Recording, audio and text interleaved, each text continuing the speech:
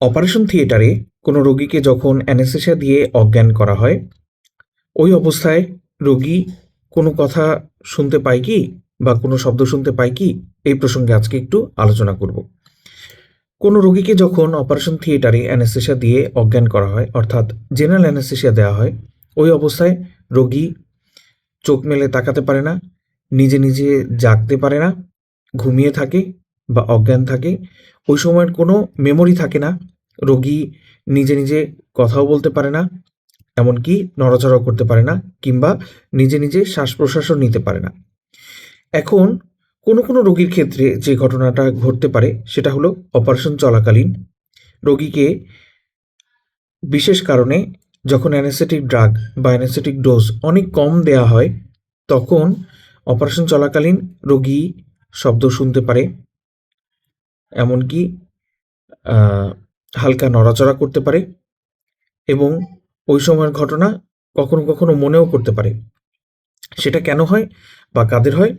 যে সমস্ত রোগী অনেক মুমূর্ষু অবস্থায় অপারেশন চলে, অপারেশন চলাকালীন যাদের ব্লাড প্রেশার অনেক ওঠানামা করে বা অনেক কম থাকে, যে সমস্ত রোগীকে অ্যানেস্থেটিক ডোজ একটু বেশি দিলেই রোগীটা হয়তো মারাই যেতে পারে, তাদেরকে অনেক মেটিকুলাস ডোজ, অনেক কম ডোজ দিয়ে অপারেশন চালু রাখতে হয়। কিংবা রোগী যদি অ্যালকোহলিক বা ড্রাগ অ্যাবিউজার হয়, সেক্ষেত্রে অ্যানেস্থেটিক ডোজ অনেক বেশি লাগতে পারে। আবার অনেক ট্রমা আছে রোগীর, পলিট্রমার পেশেন্ট বা প্রেগনেন্ট পেশেন্টকেও জেনারেল অ্যানেস্থেসিয়া দিয়ে যদি অপারেশন করা হয়, ক্ষেত্র বিশেষে এমনটি ঘটতে পারে। এটার পার্সেন্টেজ কত? আন্তর্জাতিক ডাটা অনুযায়ী এটার পার্সেন্টেজ খুবই কম।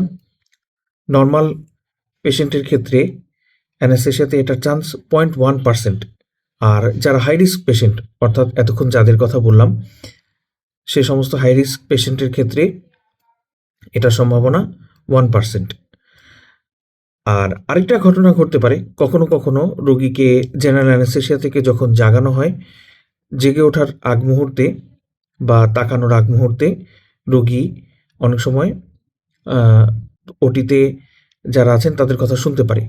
এই জন্য অনেক সময় রোগীকে জাগানোর জন্য বারবার নাম ধরে ডাকা হয়, যাতে সে আস্তে আস্তে শুনে রেসপন্ড করতে পারে। সবশেষে আসার কথা বলেই শেষ করতে চাই, সেটা হলো অ্যাওয়ারনেস বা ওটিতে জেগে যাওয়ার ঘটনা বা শুনতে পারার ঘটনা, এটা এক্সট্রিমলি রেয়ার একটা ঘটনা।